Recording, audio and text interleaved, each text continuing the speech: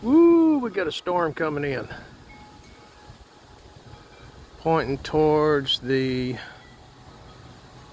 east.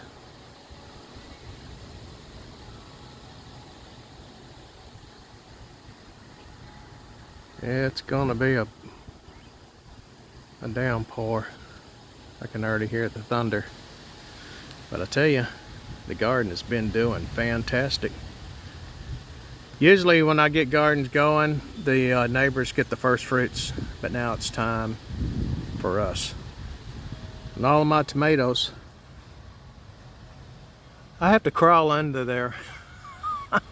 Those plants are taller than I am now, and they are just loaded with great tomatoes. Solar panels off commission today because it's cloudy, but my little windmill fan's